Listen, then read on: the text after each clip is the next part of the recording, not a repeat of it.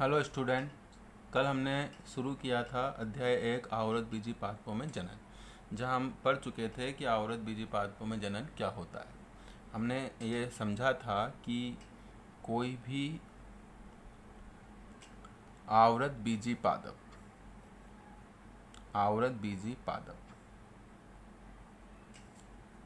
जिस प्रक्रिया के द्वारा अपने ही समान पादप उत्पन्न करता है, यह प्रक्रिया ही क्या कहलाती है? आवर्त बीजी पादपों में जनन कहलाती है। और इसको हमने आगे भी पढ़ा था कि आवर्त बीजी पादपों में जनन कितने प्रकार से होता है। तो इसकी जो प्रक्रिया है आवर्त बीजी पादपों में जनन की प्रक्रिया को हमने दो भागों में बांटा था। सबसे पहला भाग था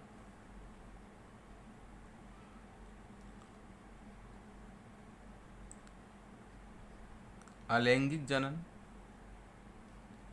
और दूसरा भाग था, दूसरी प्रक्रिया थी लैंगिक जनन। दोनों की ही परिभाषा हमने कल समझ ली थी कि अलैंगिक जनन क्या होता है और लैंगिक जनन क्या होता है। एक बार फिर परिभाषाओं को हम रिमाइंड कर लेते हैं कि हमने कल क्या पढ़ा था अलैंगिक जनन और लैंगिक जनन के बारे में। 2 मिनट। तो अलैंगिक जनन में हमने पढ़ा था कल, अलैंगिक जनन की परिभाषा में कल पढ़ा था कि बिना निषेचन या बिना युग्मक संलयन, क्या पढ़ा था कल, समझ भी लिया था। आज केवल परिभाषा को ही हम दोहराएंगे कि बिना निषेचन या बिना युग्मक संलयन के होने वाला जनन क्या कहलाता है? अलैंगिक जनन कहलाता है। और इसी के अपोजिट अगर जनन कैसे होता है? जनन निषेचन की प्रक्रिया के फलस्वरूप होता है। कौन सी प्रक्रिया के फलस्वरूप? निषेचन की प्रक्रिया के फलस्वरूप होता है। निषेचन की प्रक्रिया के फलस्वरूप होता है। तो ये क्या कहलाता है? ये कहलाता है लैंगिक जनन। अब लैंगिक जनन के बारे में भी हम इसी अध्याय में पढ़ेंगे, लेकिन वो आगे आने वाले इस अलैंगिक जनन को पहले फिनिश करेंगे, उसके बाद लैंगिक जनन को विस्तार से पढ़ेंगे। तो अब अपन अलैंगिक जनन को विस्तार से पढ़ते हैं। यार ये अलैंगिक जनन परिभाषा तो क्या हो गई कि बिना निषेचन या बिना युग्मक संलयन। ये बात कल हमने पूरी विस्तार से समझी थी कि बिना निषेचन या बिना युग्मक संलयन का मतलब क्या होता है। आश्री परिभाषा बोल रहा हूँ कि बिना निषेचन या बिना युग्मक संलयन के होने वाला जनन क्या कहलाता है? अलैंगिक जनन कहलाता है। अब इसको अलैंगिक जनन कितने प्रकार का होता है भाई, तो इस बात पर हम चर्चा कर लेते हैं। तो अलैंगिक जनन भी मुख्य रूप से, अलैंगिक जनन की जो प्रक्रिया है वो भी मुख्य रूप से कितने प्रकारों में बटी हुई है? 2 प्रकार है। 2 प्रकार, ये मुख्य प्रकार है। आगे इसके भी प्रकार हो सकते हैं, लेकिन जो मुख्य प्रकार है अलैंगिक जनन के वो कौन कौन से हैं? तो इसमें जो सबसे पहला टाइप आता है वो है अनिषेक जनन, और दूसरा आता है कायिक जनन। अलैंगिक जनन 2 प्रकार से होगा। कौन कौन से हैं 2 प्रकार? पहला है अनिषेक जनन और दूसरा है कायिक जनन।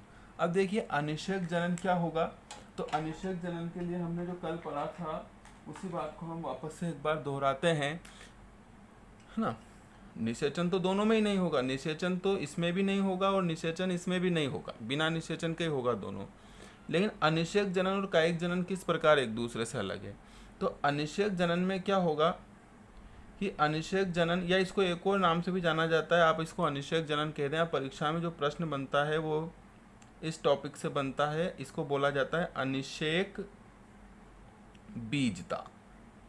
क्या बोला जाता है? अनिषेक बीजता।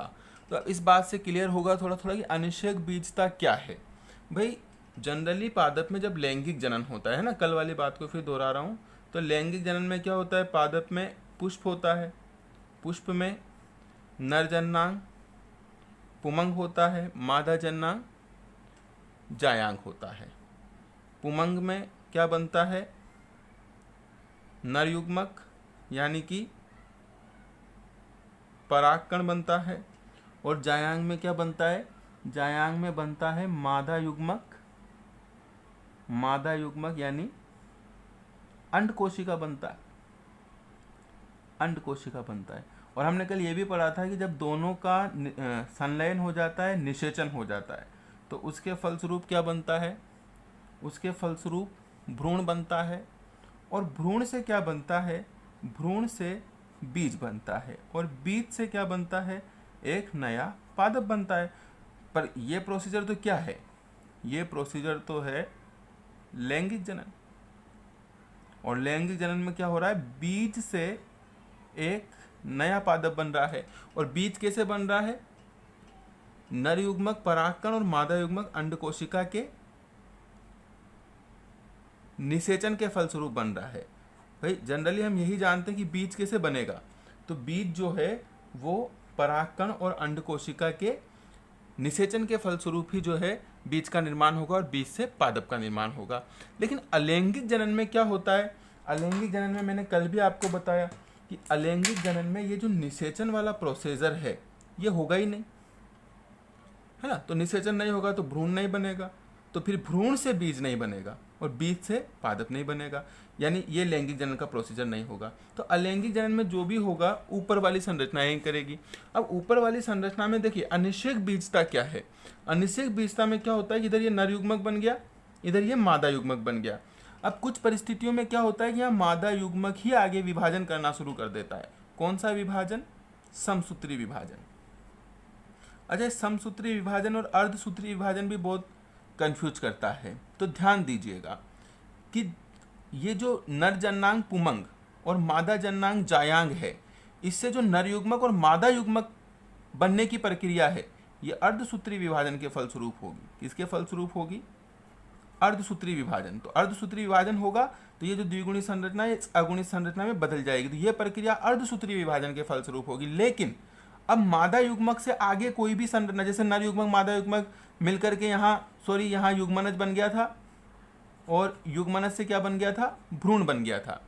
तो ये अब युग्मनज से भ्रूण जो बना, तो ये कौन सा विभाजन करेगा? ये समसूत्री विभाजन करेगा। ये हो जाता है तो ठीक, नहीं तो फिर मादा युग्मक खुद ही समसूत्री विभाजन करेगा। यानी कि मादा युग्मक जो आगे का विभाजन, या नर युग्मक या इन दोनों से बनी संरचना जो आगे के विभाजन करती है, वो कौन से विभाजन होते हैं? समसूत्री। मैं और क्लियर कर देता हूं कि अर्धसूत्री विभाजन केवल युग्मक निर्माण के लिए होगा। केवल किसके लिए होगा? युग्मक निर्माण के लिए होगा। जबकि जो ये समसूत्री विभाजन है, ये समसूत्री विभाजन परिवर्धन यानी वृद्धि के लिए होगा। तो वृद्धि के लिए हमेशा कौन सा होगा? समसूत्री विभाजन। अब यहाँ क्या हो रहा है कि निषेचन तो हुआ नहीं, तो मादा युग्मक खुद ही वृद्धि करेगा, और वृद्धि करेगा तो कौन सा विभाजन होगा? समसूत्री विभाजन। और खुद ही वृद्धि करके क्या बना लेगा? बीज बना लेगा। खुद ही वृद्धि करके क्या बना लेगा? बीज बना लेगा। खुद ही वृद्धि करके क्या कर लेगा? बीज बना लेगा। और बीज से क्या बनेगा?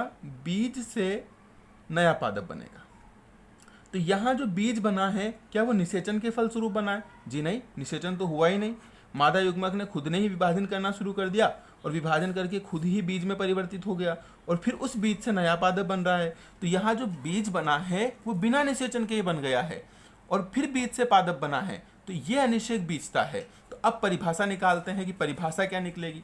तो परिभाषा यहाँ पर ये निकल करके आती है, ध्यान देना। परिभाषा क्या है कि भाई ये जो अनिषेक बीजता की हम बात कर रहे हैं, अनिषेक बीजता, इस अनिषेक बीजता में क्या होता है कि अनिषेक बीजता में पादप का जो निर्माण है, पादप का निर्माण तो किससे हो रहा है? पादप का निर्माण तो बीज से ही होता है। किससे होता है? पादप का निर्माण तो बीज से ही होता है, बिल्कुल लैंगिक जनन के समान बीज से ही हो रहा है पादप का निर्माण। तो है ना, बीज से ही पादप बन रहा है। लेकिन लैंगिक जनन में तो बीज किससे बनता है, निषेचन के फलस्वरूप बनता है। लेकिन यहाँ बीज कैसे बन रहा है, बिना निषेचन के बन गया। तो परिभाषा क्या हो जाएगी, अनिषेक बीजता में पादप का निर्माण तो बीज से ही होता है, परंतु जो बीज का निर्माण है, परंतु बीज का निर्माण बिना निषेचन, परंतु बीज का निर्माण बिना निषेचन के ही हो जाता है। यह अनिषेक बीजता है साहब। बीज का निर्माण क्या होता है, बिना निषेचन के ही हो जाता है। यह अनिषेक बीजता की परिभाषा है। बिना निषेचन के ही कैसे हो जाएगा, पुष्प की कोई भी संरचना, चाहे वो नरयुग्मक है, चाहे वो मादा युग्मक है, चाहे वो मादा युग्मकोद्भिद, आगे इस शब्द पे भी चर्चा करेंगे। अभी मैं इस शब्द का उपयोग नहीं कर रहा हूँ क्योंकि आप मादा युग्मकोद्भिद से परिचित नहीं हैं। लेकिन कोई भी पुष्प की संरचना खुद ही बिना निषेचन के खुद ही परिवर्तित हो जाए, खुद ही वृद्धि करे, खुद ही समसूत्री विभाजन करके एक बीज का निर्माण कर ले, खुद ही समसूत्री विभाजन करके एक बीज का निर्माण कर ले, तो ये घटना क्या कहलाती है, और उस बीज से नया पादप बन जाए, तो ये घटना क्या कहलाती है, अनिषेक बीजता कहलाती है ना। तो ये अनिषेक बीजता की परिभाषा हो गई। और स्टूडेंट ध्यान दें, अनिषेक बीजता एक इस लेसन का, इस अध्याय का सबसे इम्पोर्टेंट टॉपिक है, क्योंकि अब तक सबसे मैक्सिमम बार जो प्रश्न इस लेसन से बना है, 1 नंबर की परिभाषा यहाँ से आती है, और मैक्सिमम यही परिभाषा पूछी गई है कि अनिषेक बीजता किसे कहते हैं, अनिषेक बीजता किसे कहते हैं। तो इस परिभाषा को आप बहुत अच्छे से याद कर लेना, मैक्सिमम टाइम परीक्षाओं में पूछी गई परिभाषा है। आगे बढ़ते हैं। अनिषेक बीजता तो क्लियर हो गया। तो ये तो था अलैंगिक जनन का। अलैंगिक जनन का कौन सा टाइप, पहला टाइप। अब अलैंगिक जनन के दूसरे टाइप पे आ जाते हैं। अलैंगिक जनन का दूसरा टाइप कौन सा है, अलैंगिक जनन का दूसरा टाइप कौन सा है, अलैंगिक जनन का दूसरा टाइप कौन सा है, कायिक जनन। और कायिक जनन में क्या होता है, कायिक जनन में क्या होता है कि पादप के जो कायिक भाग है, पादप के जो कायिक भाग है, कायिक भाग कौन होता है पादप का, पादप का कायिक भाग होता है जड़, तना व पत्ती। ये पादप के कायिक भाग होते हैं।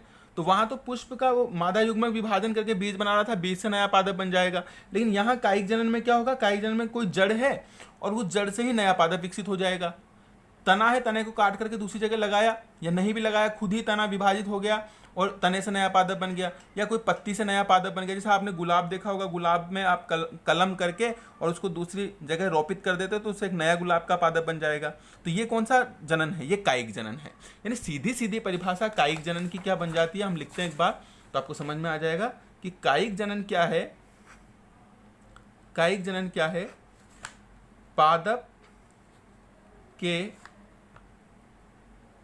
कायिक भाग जैसे जड़, तना व पत्ती से नए पादप के निर्माण की प्रक्रिया क्या कहलाती है, कायिक जनन कहलाती है। ये कायिक जनन हो गया। तो इस प्रकार से अलैंगिक जनन कितने टाइप का हुआ, अलैंगिक जनन 2 टाइप का हुआ, पहला अनिषेक बीजता, दूसरा कायिक जनन। अब ये जो इसको कायिक